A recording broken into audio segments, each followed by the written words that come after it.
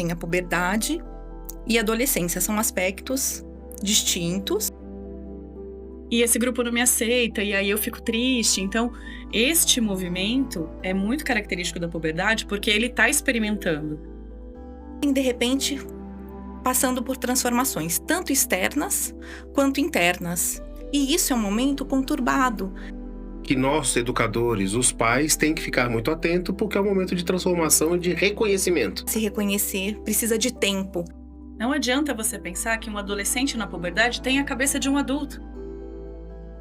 Dá um tempo para ele acomodar a experiência, porque a escola é uma dinâmica social intensa.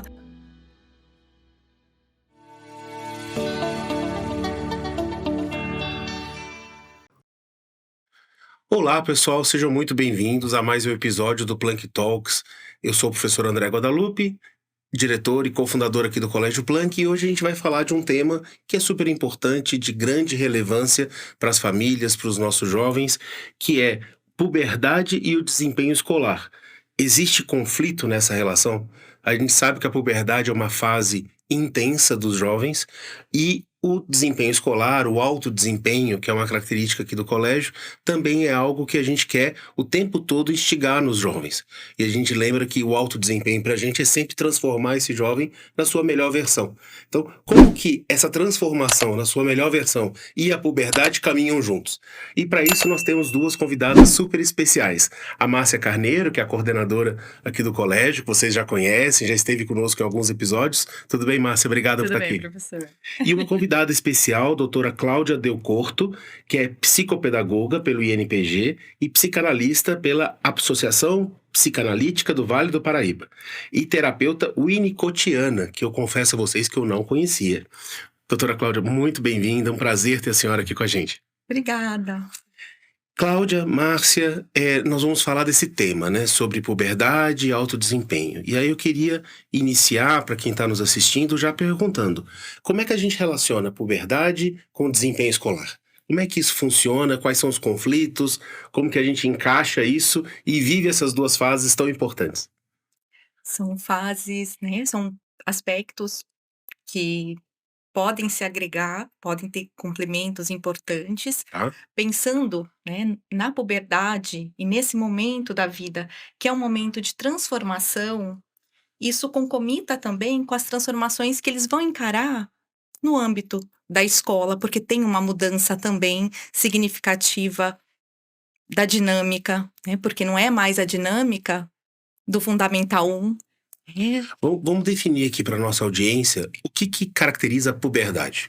Então, a puberdade, né? A gente vai pensar, tem a puberdade e a adolescência, são aspectos distintos do desenvolvimento, porque a puberdade a gente vai falar de marcadores biológicos. Tá bom? Tá? E a adolescência a gente vai trazer de marcadores sociais, emocionais, que fazem parte também desse período. Então, quando a gente está falando de mudança física, biológica, que é bastante representativa, porque a gente tem um corpo que se adaptou por um tempo, de um jeito que eles se conhecem, de repente, passando por transformações, tanto externas quanto internas. E isso é um momento conturbado de transformação, de novas descobertas, de se reconhecer. Então, tem um tempo de adaptação para isso.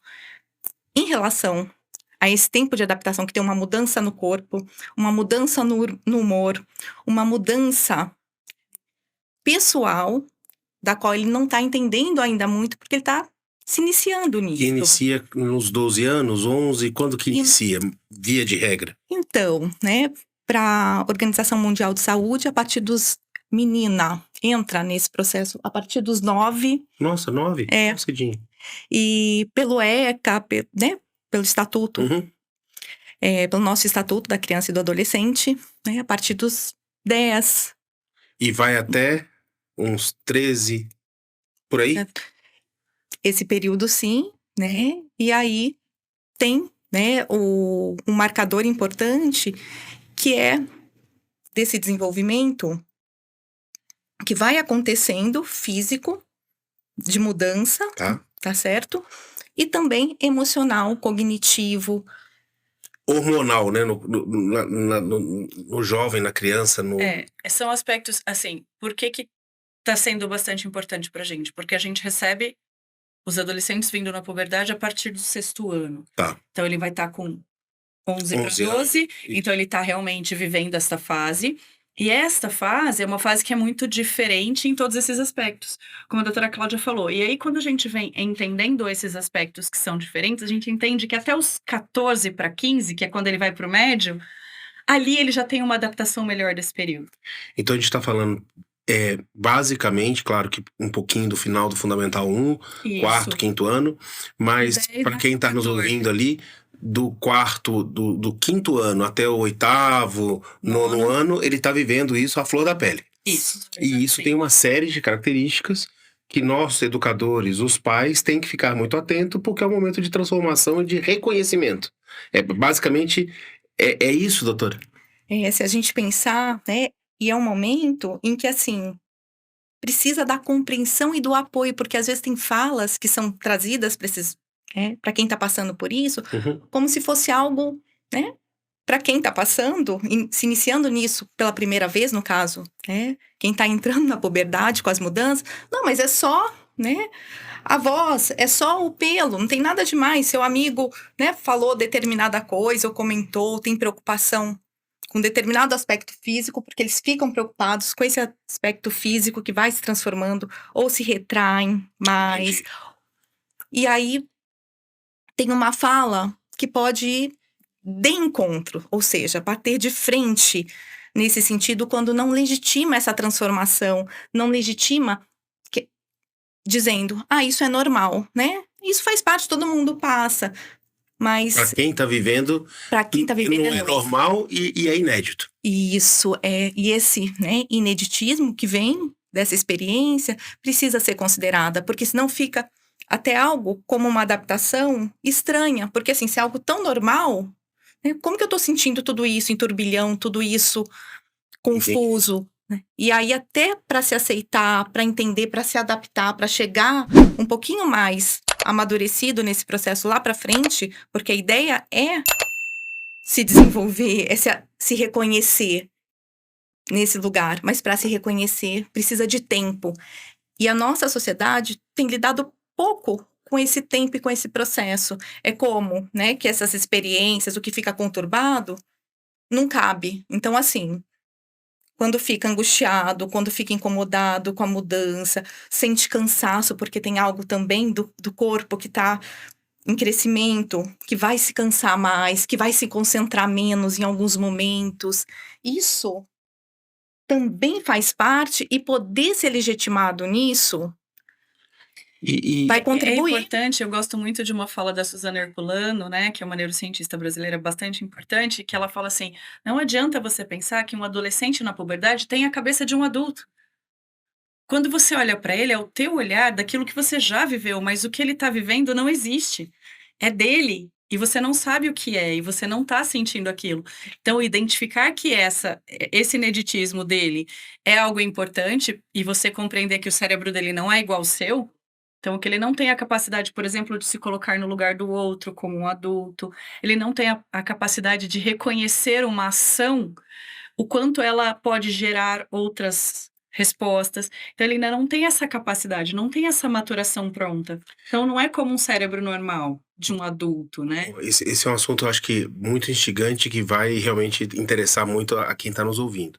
Mas daí, Márcia, disso que a doutora Cláudia comentou e que você complementou, entra justamente os desafios com o rendimento escolar. Porque se esse jovem está vivendo essas transformações da puberdade, está vivendo essa pré-adolescência, adolescência, que é por si só já um turbilhão, né, físico, neurológico, hormonal, e ainda tem que estudar matemática, português, geografia, tem a cobrança dele, tem a cobrança dos pais, tem a cobrança social.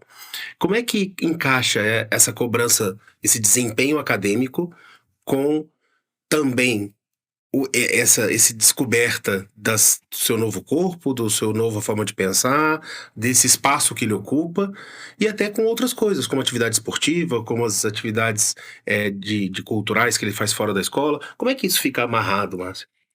É o grande desafio para nós que trabalhamos com educação, este processo. Por quê? Porque é quando o adolescente passa a viver mais propriamente dito os fracassos do processo de crescimento dele. Que até então ele não vivia. Até então era tudo muito cuidado, então era uma única professora, o esporte era coletivo para todo mundo ganhava, então tinha todo um contexto que era muito favorecido. Então quando ele vem para a adolescência e para a puberdade dentro da escola com este novo formato, ele passa a vivenciar uma série de frustrações, porque ele já não tem mais a mesma resposta que ele tinha antes, então ele vai competir no campeonato, ele pode perder no campeonato esportivo.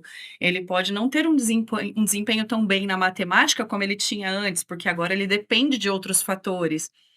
E ao mesmo tempo, como ele não consegue fazer uma previsão muito grande do futuro, de como as coisas vão acontecer, a gente precisa trazer significado muito concreto para ele no agora, no que ele está fazendo hoje.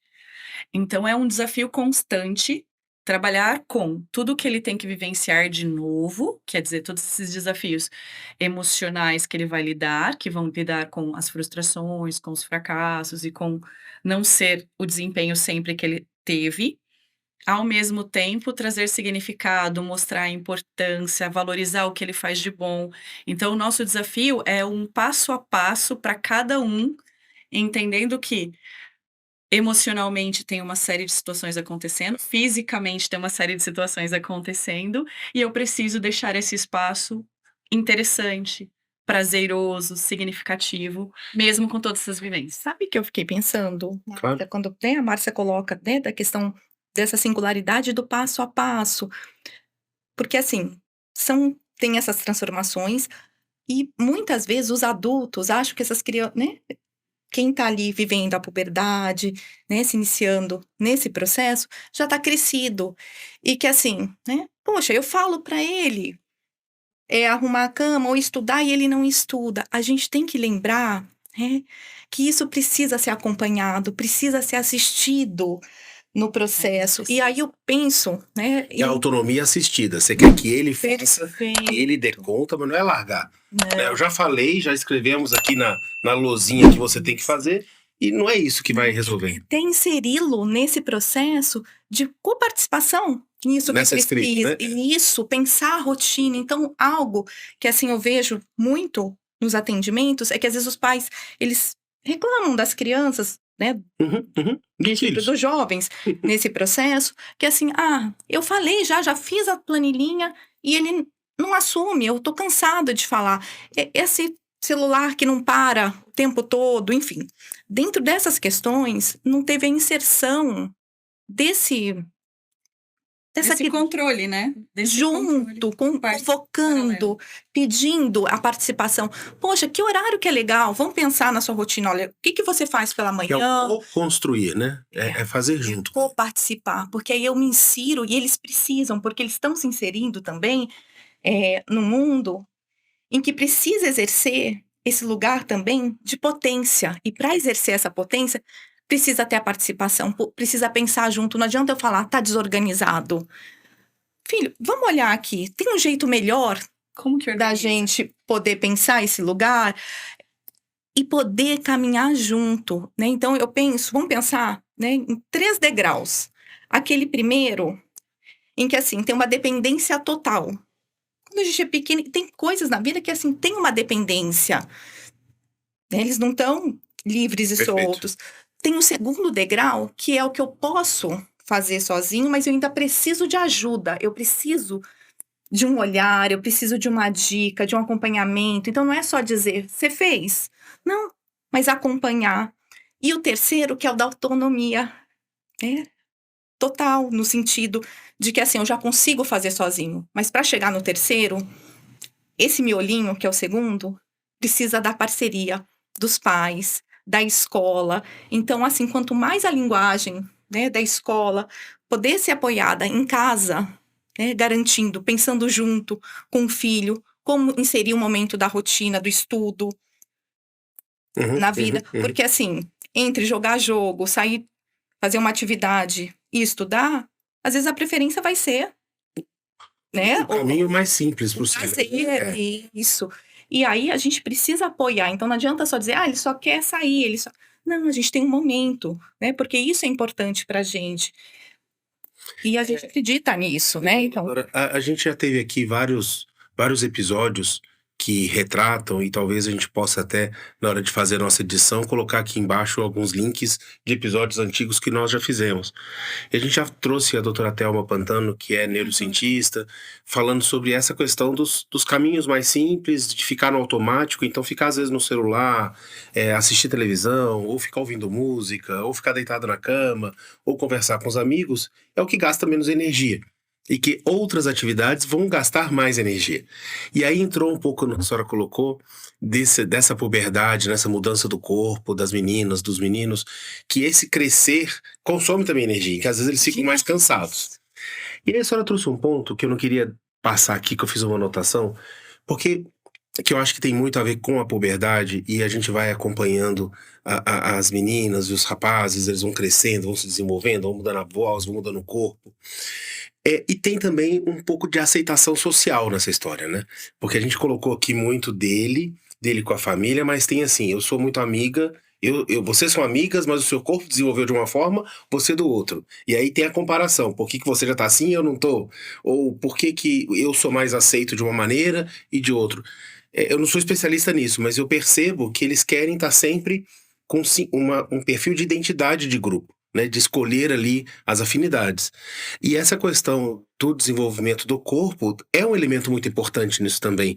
Coloca um pouquinho isso para quem está nos assistindo e como que a gente ajuda esse jovem a passar por essa fase. Porque eu sinto que a aceitação no sexto, sétimo ano, oitavo, ali na pré-adolescência, já quase no fim da puberdade, é algo muito importante para eles. E como é para todos nós. A gente quer ser aceito. sim. Mas enquanto ele não se conhece, é mais difícil, né? Como é que é isso? Eu queria que vocês falassem um pouquinho pra gente.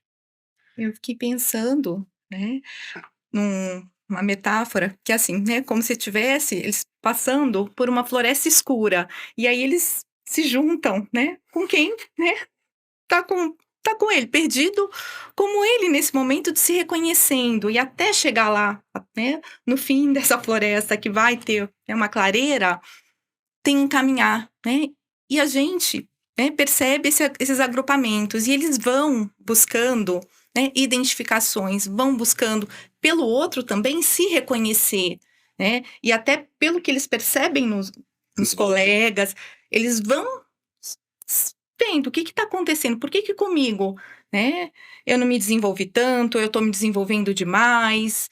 Então isso vai sendo um marcador, né, bastante significativo dos agrupamentos e da percepção de si e das escolhas dos grupos, onde eu me sinto mais Isso ajuda, acolhido. isso define quem eu quero pegar a mão e quem eu não quero pegar a mão, é mais ou menos isso? E eles vão, é interessante porque eles vão, né, ciclando também, às vezes até escolhe pegar a mão em determinados grupos nessa busca e de repente não se identifica e aí vai para um outro grupo, né? Então tem essa rotatividade que é muito rica e os pais, né, as famílias, os educadores precisam estar cientes desse processo no sentido dessa acolhida, no sentido desse entendimento e até dessa percepção de que isso faz parte, mas que precisa ser, quando eu falo de ser legitimado, não é dizer, isso é natural, todo mundo passou, eu já passei. Como, né, a Márcia disse, é inédito, é a primeira vez e ninguém passou, né, porque a história é dele, é única, e ele vai se encontrar, e isso vai fazendo diferença, né, no processo, quando a gente pode acolher, né, e perceber e dar espaço também, porque é um espaço também que prima pela privacidade. Eu acho que esse é o grande desafio, professor André, que as famílias sentem, porque uma das características bastante importantes de eles buscarem o grupo é fazer um distanciamento da família, um distanciamento dos pais. Então é o momento que ele para de olhar para o pai e para a mãe como aquele ser perfeito, e ele vai falar: "Não, espera aí, eu preciso descobrir esse mundo aí, eu vou me arriscar e vou entender como eu vou me encontrar com estes pares". E aí ele testa pares, bastante. E esse teste às vezes apavora as famílias, né? Meu Deus, olha só onde ele tá, com que ele tá andando, o que que ele tá falando. Mas naquele momento ele tá explorando que características dele que ele vai se identificar, onde ele vai estar melhor adaptado ou não. Então os grupos tendem a trocar muito, então é muito por isso que nesse período acontece uma coisa que a gente trata muito aqui, que é a festa do aniversário não foi convidado, eu não faço parte desse grupo, eu faço parte de outro grupo. e esse grupo não me aceita, e aí eu fico triste. Então, este movimento é muito característico da puberdade, porque ele está experimentando. E como ele não tem esse limite, que é enxergar o outro com o olhar do outro e o dele com ele mesmo, ele mistura tudo nesse momento, é tudo muito misturado. Então ele não sabe muito como lidar com essas situações. E é por isso que experimentar esses momentos difíceis e dessas relações que trazem sofrimento, que ele volta para casa chorando, e aí o pai não sabe, o que que eu faço? Ele tá chorando, os amigos não aceitam. Todo este momento é um crescimento bastante importante, porque faz uma maturação das questões sociais importantes nesse momento. É porque, assim, eu sou leigo, então vocês me ajudem a gente explicar isso para mim e para quem tá nos assistindo, nos ouvindo. A senhora colocou no início, doutora Cláudia, que a adolescência é mais social e emocional, e a puberdade é físico, é hormonal. Sim, Sim. mais ou menos eu entendi A assim. gente fala de marcadores. Marcadores, sim. E aí entra também a questão da sexualidade, que vai surgindo com a puberdade, ou não tem nada a ver uma coisa com a outra, ou é é um outro marcador, e é um fator a mais para gerar tensão nessa história toda. Como é que a senhora coloca É. isso para quem está nos A assistindo? questão da sexualidade, ela, né, nos acompanha, Tá. né, mas tem uma transformação nesse período, né? Nesse período tem algo, né, potente que vai, né, para as questões tanto fisiológicas, biológicas, quanto, né, emocionais. Então, nesse sentido, né, tem algo que ocupa espaço, tá certo? Interno para acomodar, então tem um hipocampo, né? A parte, né? Regiões nossas de neurofuncionamento que ficam mais ativadas, que ficam e até menor a ativação dessa parte que a gente usaria Nosso sistema límbico, né? isso que a gente usaria no córtex frontal, por exemplo, onde a gente planeja, onde a gente organiza. Às vezes fica com menos espaço, apesar de ter um potencial de uso mais amadurecido, por Ele conta ocupa aquele dessas espaço. questões. Isso, Tá. né? Porque isso vai tomando uma dimensão, primeiro, de adaptação, de reconhecimento, de algo novo, que é intenso, que ele não sabe muito como lidar, né? E aí, isso ocupa um espaço que aí a gente vai trazer para a questão do desempenho, porque na escola, né, as questões acadêmicas demandam concentração no momento que às vezes isso não vai estar ali por inteiro e a gente precisa entender isso, né, aceitar isso também Tá. e poder aceitar não é deixar, né, com que isso seja colocado de lado, mas entender, né, que isso está presente. E que a gente e que a gente pode reorganizar e dar espaço também para esse jovem, porque eu sinto, né, que os jovens cada vez mais têm uma agenda para a gente aprender. A gente precisa de espaço, de elaboração, e a gente tem vivido um momento que a gente tem consumido muito, né? Então, né, se a gente pensa, recebido muita coisa e pouco elaborado para aprender, eu preciso elaborar. Eu preciso de espaço para isso. Então, se eu tô com aquele turbilhão e eu não tenho tempo e espaço para lidar com aquilo, acomodar, parar um pouquinho para sistematizar, para poder colocar aquilo dentro de um jeito que eu reorganize, que eu transforme, aquilo vai ficar, né, acumulado de um jeito que eu não consigo me apropriar. E aí a gente vai ter prejuízo em memória, prejuízo em atenção, prejuízo em planejamento, elaboração. A senhora falou algo muito importante. E como nós, pais, podemos ajudar um filho pré-adolescente, um filho que está vivendo essa puberdade, de forma a estimulá-lo ou fazê-lo viver esse momento de mais interno, de acomodar, de se estudar, de se entender. Como que nós, pais, podemos ajudar nossos filhos nesse sentido? Eu pensando, Márcia, não sei se você concorda, mas permitir espaços e pensar espaços também que eu possa não fazer nada, que eu possa ficar comigo, que eu, né? Então pensar o jovem ter esses espaços. E eu sinto cada vez mais que isso acontece muito pouco. É como se nós, pais, enchêssemos a agenda do nosso filho das 7 da manhã às 10 da noite. Sim, Para ele estar sempre ocupado com alguma coisa. E enquanto que talvez não é o mais acertado. A gente tem que deixar momentos ociosos, vamos dizer assim? É isso? Para descanso, para pausas, a gente precisa de pausas. Eu vou pensando, eu tenho estudado muito sobre as questões de pausa, de trajeto. Sabe o trajeto que a gente faz entre as Nas atividades, né? atividades que a gente realiza? Então, de casa para a escola, da escola para alguma outra atividade. Nem esses trajetos, eles estão sendo vividos como pausas. A gente está o tempo todo no celular, a gente está o tempo todo Conectado de lá alguma para maneira. frente, né, para a próxima atividade, sem dar esse espaço de elaboração. Quando eu termino uma atividade, e o Winnicott, né, que é o autor que eu estudo bastante, ele até diz para os pais, quando o filho sai da escola, não carregue ele de perguntas, como é que foi, como... Dá um tempo para ele acomodar a experiência, porque a escola é uma dinâmica social intensa, de muita demanda, né, de entrada, de muita interatividade. Então, dá um tempo para ele acomodar, né? Por isso que muitos jovens, quando saem, não querem falar, né? Não querem E um deixa momento aqui de um pouquinho. pausa. Isso, porque é um pedido de elaboração e a gente não respeita isso muitas vezes. A gente atropela, e atropela com a atividade. O Me Deixa em Não é. Paz é encarado como um momento quase que de irritabilidade, né? Me deixa em paz, eu não quero conversar.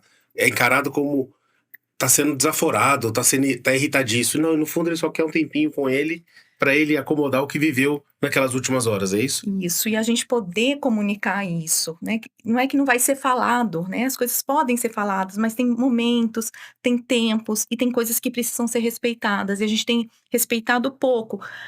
Então é interessante que ao mesmo tempo que a gente cobra, né, aspectos desses jovens para eles se organizarem, para eles estudarem, para eles, como assim, né? Já tá grande, se vira e vai. E não é bem assim. A gente precisa assistir, a gente precisa apoiar. Eu tenho um caso, né, que eu tô lembrando agora, de uma queixa que, assim, ele não estuda, ele não tem rotina. Quando a gente foi se aproximar da rotina, tinha atividade da escola, um período, o outro era uma atividade intensa de esporte, de quase 4, 5 horas todos os dias. Ia chegar, né, em casa para fazer tarefa, para fazer. E aí, assim, memória falhando, atenção na aula muito reduzida. Então, assim, tem uma cobrança Tava quase em estafa já, tava em burnout. burnout. E a gente vai pensando sobre isso, pera lá, mas olha o nosso papel, né? Assim, então, se a gente pensa no lugar, a gente quer que ele estude, que ele tenha uma boa memória. Então, a gente precisa propiciar isso. O que pode ser feito para garantir, né, e que isso aconteça? Então, é um lugar dos adultos também assumirem o lugar, né, esse papel, junto com a escola, né, os pais junto com a escola junto com os pais, mas poder pensar, porque às vezes a gente quer algo, né, mas a gente não apoia de uma forma, e a família se surpreendeu, porque nem a família tinha pensado e tido dimensão de que aquela rotina, de alguma forma, né, podia propiciar essa Isso, falta de espaço. a gente tem falado na adolescência, na puberdade, né? Mas isso que a senhora está dizendo, de certa forma, é mais intenso nessa fase, mas acontece na vida toda, né? Na vida toda. E a gente percebe hoje, nós adultos, nós também vivemos, nos últimos anos, uma aceleração da nossa rotina. Desculpa, a gente quase que não tira momentos para, não digo meditar, mas a gente quase não tira momentos para analisar o que aconteceu no nosso dia. É trabalho, é a rotina de casa, as atividades de casa, é a rotina extra-complementar, é a atividade física, é o inglês, é isso aqui. Na hora que a gente vê, a gente trabalhou 16, 17 horas no dia, tá exausto, chega e dorme. Então, nós mesmos adultos temos que talvez desacelerar em algum momento e termos momentos para sedimentar e entender o que aconteceu com a gente. Se o adulto, de uma forma geral, isso não é uma regra, claro que tem gente muito equilibrada, mas se de uma forma geral o adulto, nessa aceleração da internet o tempo todo, das redes sociais, eu lembro que antes a gente comprava o jornal e eu adorava ler jornal domingo. Era um ritual gostoso. Eu acordava de manhã, fazia café, abria o jornal. Era um momento que, apesar de eu estar lendo ali, era um momento de muito Calma. aconchego. Eu estava parado ali na mesa do café da manhã, tomando café com calma, lendo o jornal. Né, o cheiro do jornal na mão.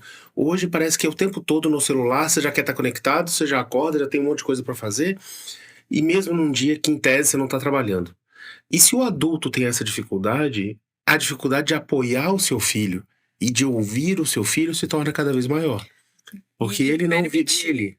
Eu acho que são dois aspectos que eu acho bastante importante que é legal a gente trazer, que a adolescência e a puberdade, ele vem acompanhada de precisar de momentos de privacidade. Então é necessário que Importante. esses adolescentes, que eles tenham momentos privados, que eles tenham tempo para ter momentos para estarem com ele. Que é muito disso, de ter tempo de não fazer nada, mas de ter esse tempo privado para ele. Esse tempo privado não quer dizer que as coisas que ele faz não precisam ser cuidadas, tá? Então não tem a ver com, nossa, é a privacidade do celular, nossa, não. É ter um momento que ele esteja com ele, ter momento para ele fazer as coisas dele, respeitar, por exemplo, que ele não queira falar da escola, porque aquele dia não foi legal. E tá tudo bem, porque a escola é um espaço privado dele que a família não compartilha. Então, é importante ter esses espaços preservados, ter esse momento individual e esse momento de contato consigo, mas privado mesmo, sabe? De eu poder estar no meu quarto no momento que eu quero, de eu poder explorar meu corpo quando eu quero, de eu poder, às vezes, pensar um monte de bobagens e dar risada, e tá tudo bem, porque aquele espaço é só meu. E isso é importante a gente garantir, porque os nossos adolescentes, hoje eu percebo que eles não têm mais esse tempo, que é o que a doutora trouxe, e principalmente todo o tempo é vigiado. E aí, como que ele vai explorar e ser ele, e experimentar tudo, se ele não tem esse espaço? É, eu acho que a gente já abordou isso aqui também com as orientadoras educacionais aqui do colégio, que é a questão de nomear os seus sentimentos, né? Nomear as suas necessidades. Eu acho que esse é um grande desafio e um grande trabalho dos anos iniciais aqui do sexto, sétimo ano, que é o jovem, que é a criança, saber o que está sentindo e saber nomear aquele sentimento. Então, tô triste, tô feliz, tô com raiva, tô com medo, tô eufórico. Então, tem as emoções, os sentimentos, que a partir do momento que ele sabe nomear, ele consegue externar o que ele está sentindo. Então ele pode falar com os pais sobre o seu sentimento. E se hoje não foi legal a escola, ele fala assim, hoje eu não estou bem porque aconteceu algumas coisas, eu estou triste, eu não quero falar. E eu vejo, de certa forma, e aí a senhora, a experiência do consultório, da clínica, a senhora pode dizer, eu tenho percebido que cada vez, não sei se está mais ou menos, mas o diálogo dos pais com os filhos talvez tenham perdido qualidade. Eu não sei se a senhora tem uma visão contrária. Como é que está essa questão do diálogo dos pais com os filhos em termos de como você está, para onde que a gente está indo, o que que a gente deseja para você, o que que você deseja para você, de se falarem. Como é que a senhora vê isso? Esse diálogo está aumentando, está diminuindo, tem mais qualidade, menos qualidade? Eu acho que a gente tem modificado, né, essa questão, né, em relação à forma de abordar, né, se a gente pensar, em tempos, né, década de 80, né, tem um movimento que tinha algo mais intenso, até menos afetivo, acho que tem uma afetividade maior, né, nesse momento, mas tem algo, né, de que esses pais, eu sinto isso na clínica, sinto isso na escola, porque eu venho, né, de uma experiência escolar bastante intensa, eh, e é bem pertinente trazer que, assim, os pais a conversa fica muito sobre o fazer, sobre a rotina, sobre e pouco espaço, porque para eu expressar e eu conseguir até comunicar minhas emoções, eu preciso de espaço de escuta, legítimo, de interesse. E muitas conversas, elas estão num formato protocolar. São conversas executivas. Sim, daquelas de elevador. Como é que você tá? Como é que foi? Mas a atenção, em função das circunstâncias da vida, da correria, muitas vezes não tá ali, né, não me interessa, né. Então, eu presenciei recentemente uma mãe conversando com a filha no celular, perguntando, como tinha sido o dia, né. "Ai, como que foi na escola?" E a menina contando, e a mãe no celular, né. E aí a hora que a menina foi pro celular, a mãe reclamou, falou: "Eu tô falando com você, tô". Então a gente vive, né, num espaço em que, assim, tem tido pouco tempo para de fato, né, a interação. E nem sempre os jovens, né, ou as crianças vão querer falar também sobre os sentimentos, porque tem a questão da privacidade, tem o espaço que às vezes eles vão, né, querer colocar coisas nos grupos. E a família também poder respeitar isso, porque tem algo que fica invasivo também. Tem algo que eu acho que é muito importante ressaltar, que é quando os pais veem as crianças infelizes, os adolescentes tristes, ou algum conflito na escola, ou algo que entristeceu, os pais tomam uma defesa de proteção em que também não ajuda esses jovens, desde criança, mas né, na adolescência, a lidar com as consequências. Não lida com a consequência. Então, quem resolve a questão muitas vezes são esses pais que ficam tão Ansiosos por resolver. aflitos pelo sofrimento, porque parece né, que não pode ter ansiedade. Lembrei, a semana passada, uma mãe né, trazendo uma questão que eu acho que é pertinente, mas faz parte da vida. Ela ficou muito nervosa né, na prova. E eu pensei, isso é a vida, a gente fica quando tem algo né, que a gente se importa, que a gente quer dar o melhor. Sentir o nervosismo, uma ansiedade, É legítimo. faz parte da vida. Eu ficar triste porque, de repente, não me desempenhei como eu gostaria, faz parte, né? Isso é da vida. E a gente tem privado nossos jovens dessas experiências, de lidar com a consequência da experiência e poder elaborar. Porque na medida em que eu me frustro, na medida em que eu entro em contato com que talvez não tenha saído do jeito que eu queria, porque nem tudo vai sair do jeito que a gente quer. É uma forma de pensar, poxa, fiquei chateado, fiquei... né? Mas faz parte. O que eu posso fazer da próxima vez? O que eu posso para melhorar? E qual que é a leitura da senhora do porquê os pais privam os filhos da consequência? Qual que é a leitura da senhora? Por que eles tomam a frente e não permitem esse tipo de Tem uma pequena cicatriz? idealização, eu venho pensando muito sobre isso, tem uma expectativa, não sei, tô trazendo aqui frente a algumas coisas que eu tenho lido, pensado a respeito, mas eu vejo que tem uma idealização muito grande, uma expectativa ideal, né, de atingir um potencial, e isso é projetado e transferido para os jovens, né, para as nossas crianças, para os jovens.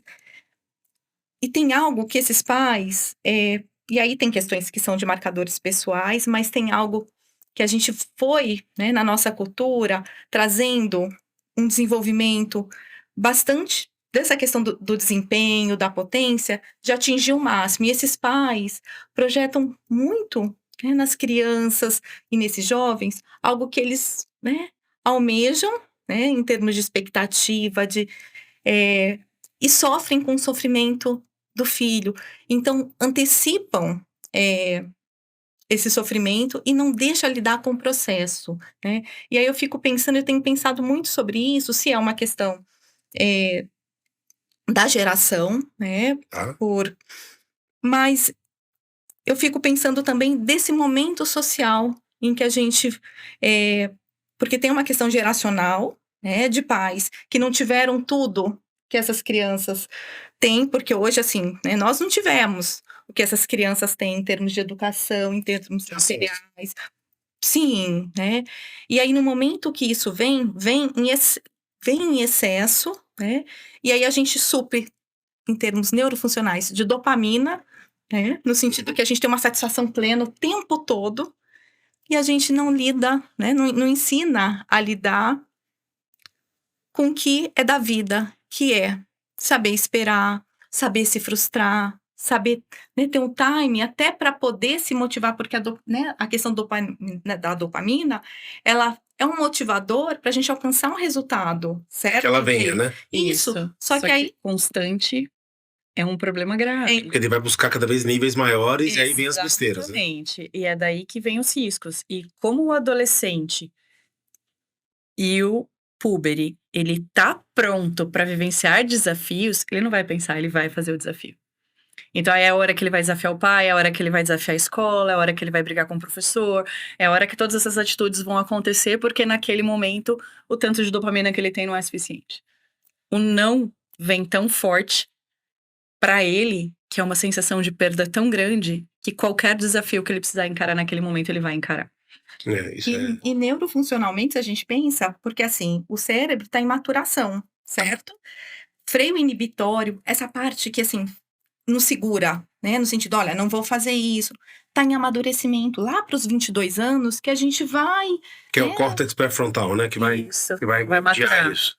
Então, é natural, né? Esses impulsos, é natural né, se arriscar. Mas o se arriscar, ele vem na dimensão de ter apoio, de ter, né, limite. E se eu não tenho, eu vazo, eu fico sem referência. E aí a gente se coloca, né, negligente na formação dos nossos jovens, das nossas crianças, quando a gente.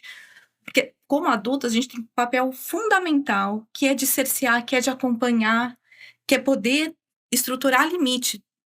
Tem um exemplo que é com bebê, que eu acho que é bem interessante, que a gente pode transpor para os adolescentes. Quando você vai deixar um bebê colocar o dedo na tomada? De jeito nenhum, né? Você pode distrair, você pode. Mas se ele chorar e espernear, de qualquer forma, ele não vai colocar o dedo na tomada porque tem um adulto cuidando. Só se for um adulto negligente, Isso que vai deixar acontecer. a mesma coisa, né? Porque não é porque cresceu um pouquinho, já caminha, já se vira, tem os grupos, né? Tem a voz que tá mais grossa. Mas existem tomadas por aí, né? Tem, e a gente precisa estar ali, né? Para poder cuidar. E eu acho que é disso também que vai se tratando desse desenvolvimento. Então, É que eu acho que é aí que tá, né? É esse cuidar que muitas vezes os pais misturam. O cuidar é zelar e proteger de tudo, ou às vezes até colocar o dedo por ele, né? Mas que não é bem isso, é permitir também que, principalmente quando a gente fala do ambiente da escola, né? O ambiente escolar é um ambiente muito protegido. É um ambiente onde as coisas vão acontecer, ele vai ter aprendizado, e as frustrações são: não consegui uma nota, não fui bem no trabalho, fiquei nervoso no dia da prova, esqueci um trabalho Esqueci. em casa e esqueci a redação em vou casa, o lidar com a trabalho. consequência. Porque às vezes eu ligo pro pai, desesperado, e o pai sai da onde ele estiver Para para trazer. E aí o pai, né, se vai aprofundar um tiquinho, e o pai falou no dia anterior, lembra de colocar na mochila. Doutora, eu vejo, E não colocou. eu fico na porta da escola todos os dias, né? E eu vejo muitos casos, quase que diariamente. Às vezes o estudante esquece o celular no carro e ele liga pro pai e o pai volta para trazer. E assim, claro que são casos e casos. Pode ser um dia que realmente ele vai precisar do celular, porque vai ficar de tarde, alguma coisa assim. Mas tem um dia que o pai fala assim: poxa vida, você esqueceu, você pega na hora do almoço. Simples assim, Sim, né? é lidar com a consequência. Aí depois dias, nossa, mas ele não presta atenção em nada, ele esquece. Então a gente apoia. Esses esquecimentos e faz por eles de forma muito intensa, né? E aí, quando a gente faz isso, a gente está formulando um jeitinho de funcionar do qual a gente se queixa. Né? Então, a gente está se queixando que ele esquece as coisas, que ele não tem compromisso. Mas para que ele vai ter, se ele aprende que se ele não, né, colocar na mochila, Não tudo tem bem, consequência. porque minha mãe, né, vai sair da onde ela estiver. Né? Tem uma mãe que saiu, estava na estrada já, voltou para trazer o trabalho.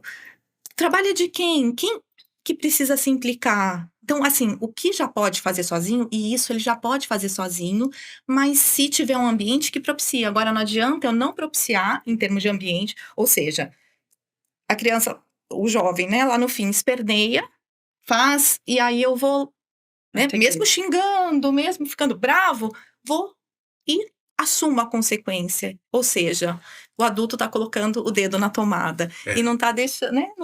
E aí, quando ele tá na escola, nós somos o limite social, enquanto escola. Então a gente diz um não para aquilo que a sociedade vai dizer não, né? Quando ele tá em casa, a mãe precisa dar subsídios para ele lidar com esse ambiente.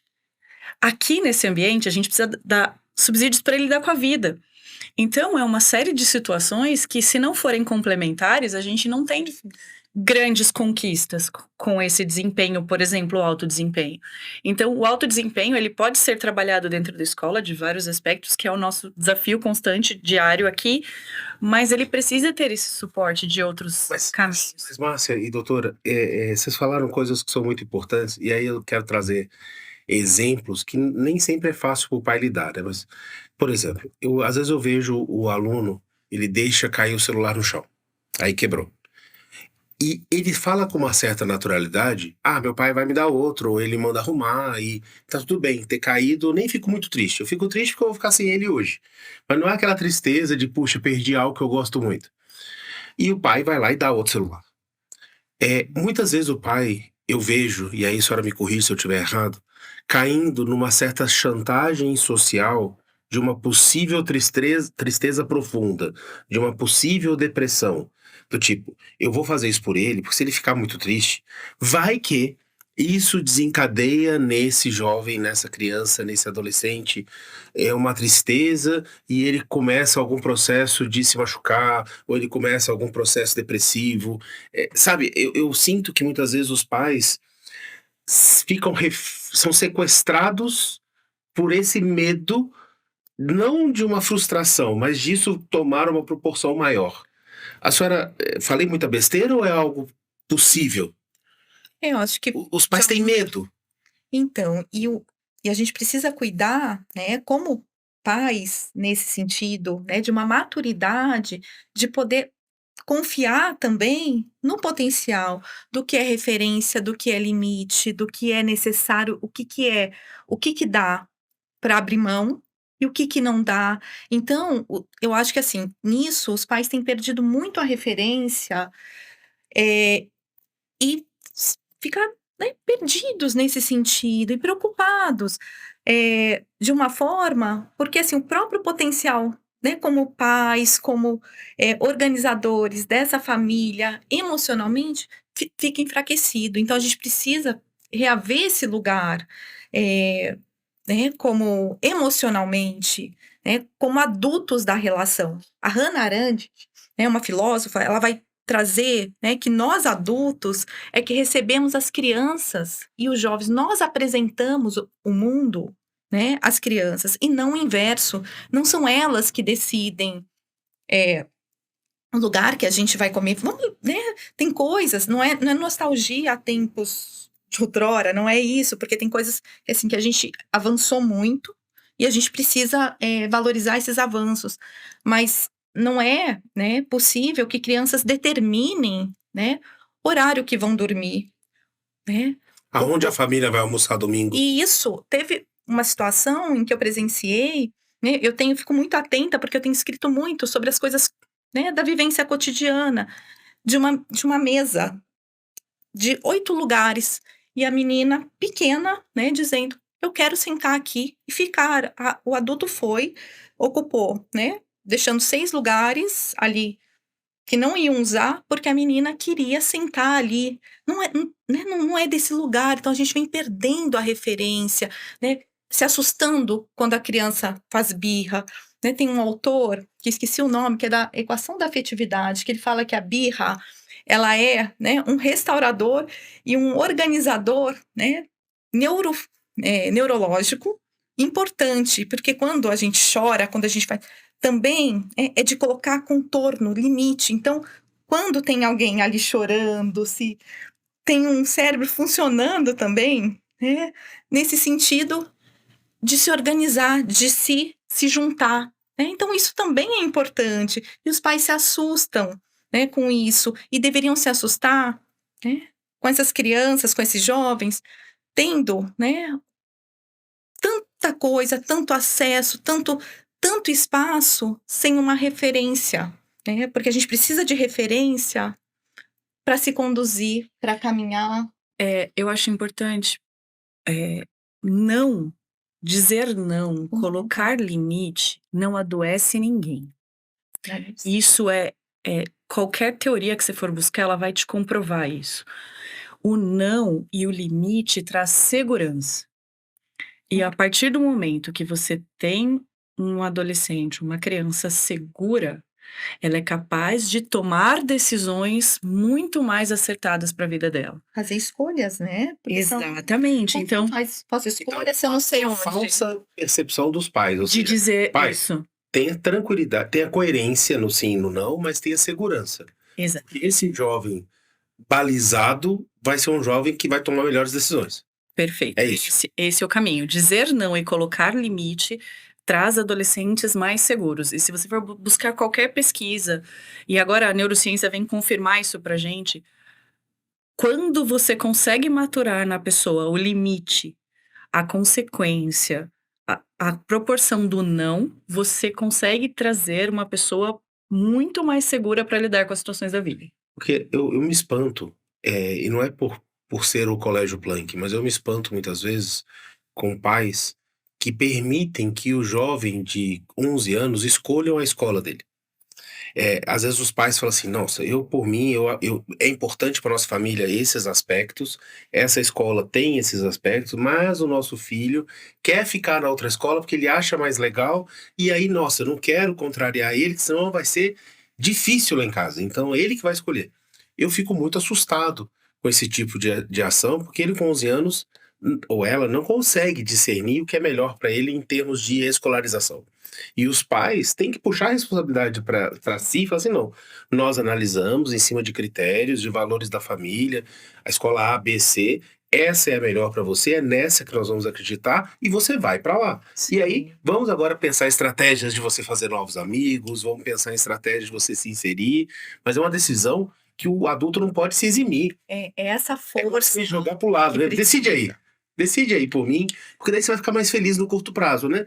E aí Sim. eu não tenho esse conflito. E aí imagina como esse adolescente, lá na frente, quando ele tiver que escolher a faculdade, e como ele vai lidar com os professores e a vida, e como ele vai para o mercado de trabalho, de que forma ele vai responder às coisas se nenhuma atitude dele foi construída de forma segura. As atitudes dele, até o momento, foram construídas de acordo com o desejo.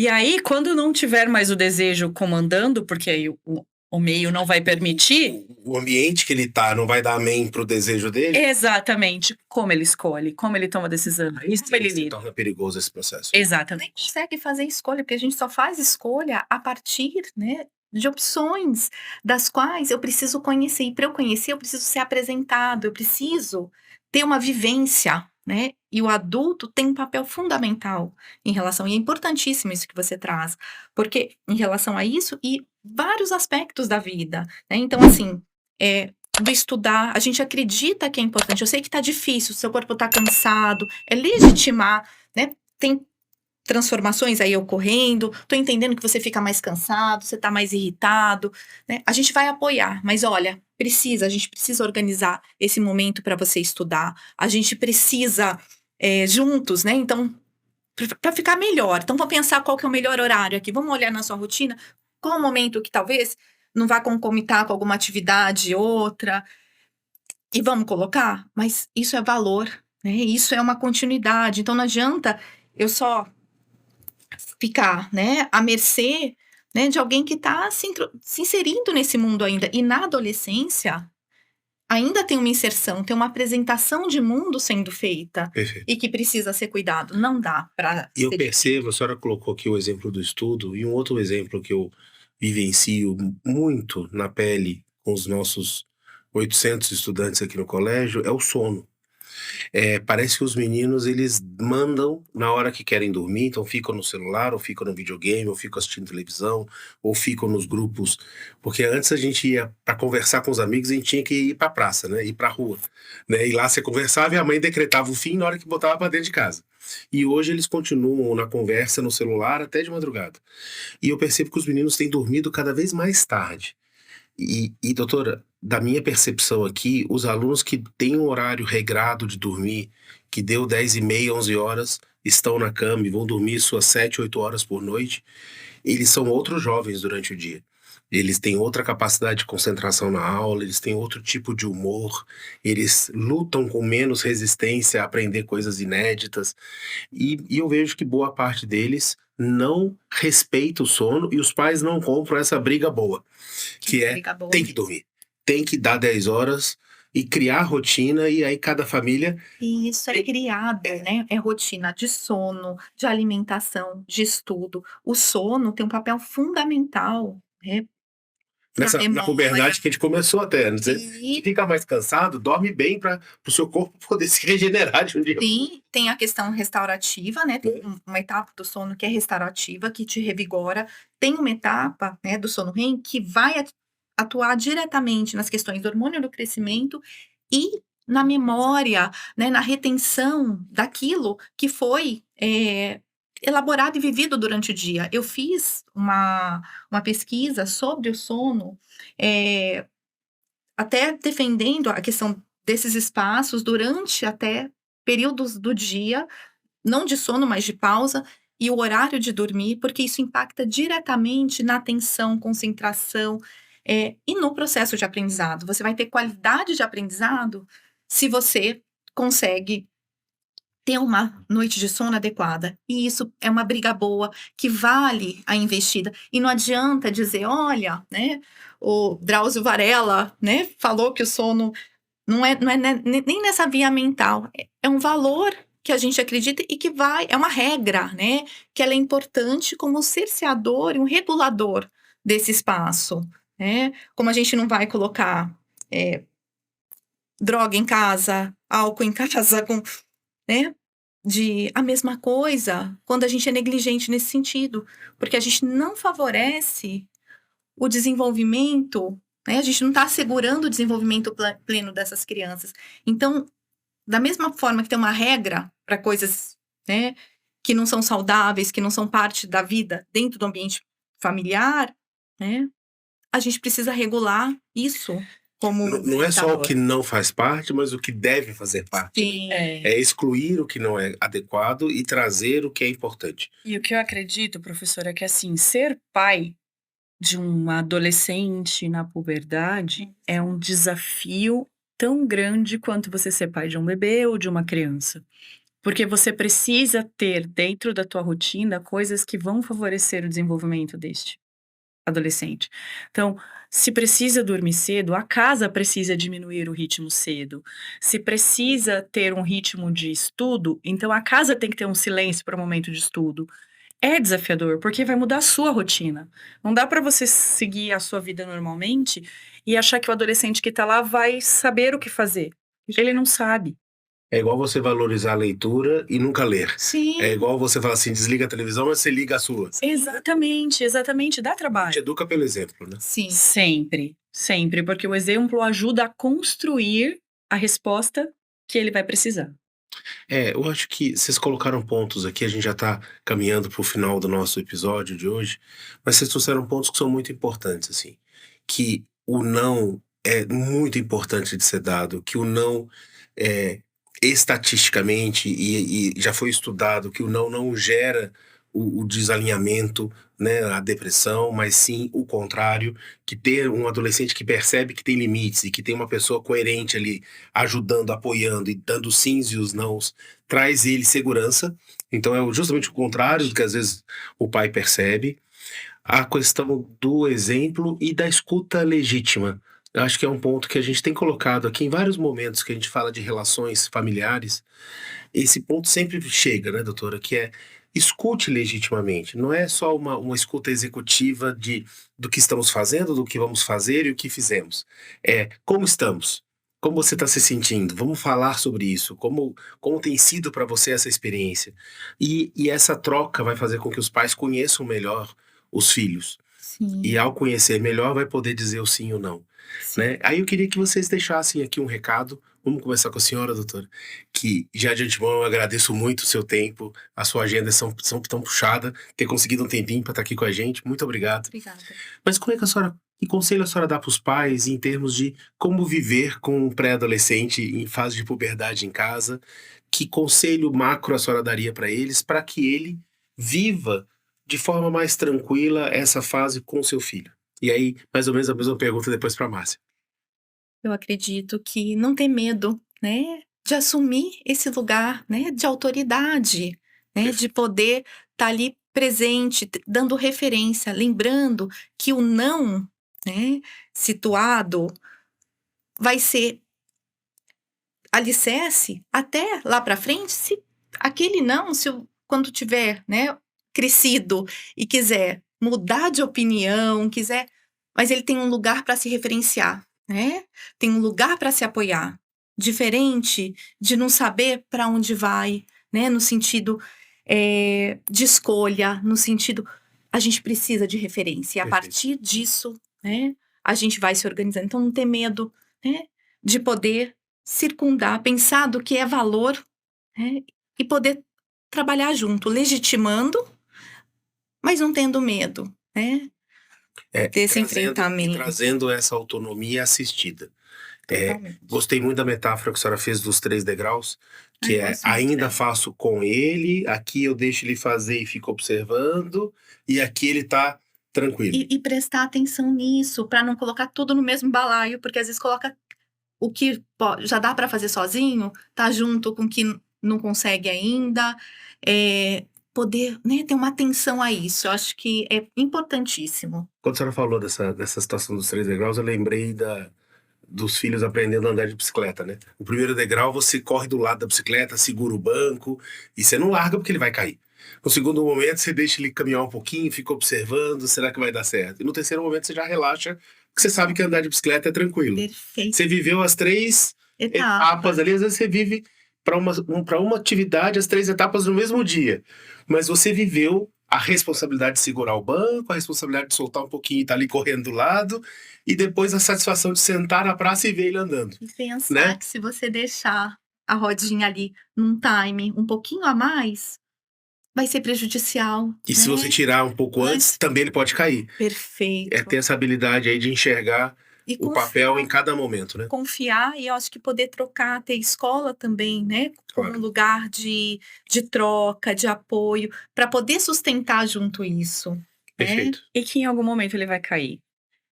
E tá tudo bem. Sim. Isso eu acho que é um outro aprendizado fantástico. Exatamente, porque ele aprendeu, ele conseguiu, ele saiu, ele andou. Mas aí ele escorregou numa areia que estava no caminho e ele caiu. E aí, como é que a gente faz? Levanta e toca. Né? Levanta, pega a bicicleta, sobe e continua. Porque a vida é muito dessas experiências. Então, acho que o recado que eu deixo é essa permissão de vivência. Caiu, o que você vai fazer? Ai, tadinho, vem cá, vou cuidar de você.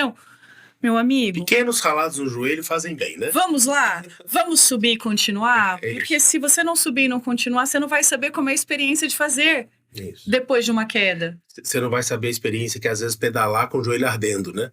E que muitas vezes na vida ele vai fazer isso. Exatamente. Eu acho que, poxa, gostei da metáfora que a gente construiu juntos aqui, porque é isso que os pais precisam entender, né? E deixar ele errar, deixar ele viver as experiências e contar muito com a escola. Eu acho que é um pouco esse é um ponto fundamental que a gente tem que ter.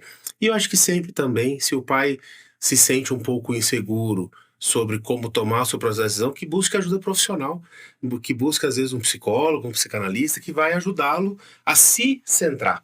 Né, achar o seu ponto de equilíbrio. E aí uma pessoa equilibrada consegue apoiar os outros. Se a pessoa está muito perdida, acho que já vivemos a fase que era vergonha pedir ajuda, né? Eu acho que antigamente, nossa, vão achar que eu sou biruta, ou que eu sou fraco. Não, que hoje eu acho que é sinal de força você pedir ajuda. Sim. Me ajude a me centrar. E na hora que você se centra, você se equilibra, você se organiza. E poder confiar também. Exato. Porque às vezes, né, os pais têm aspectos que são tão fundamentais e que, assim, foram relegados também, foram delegados, né? Eles se Perfeito. deixaram, né? Porque às vezes eles têm a intuição de dizer não, e às vezes ficam com medo.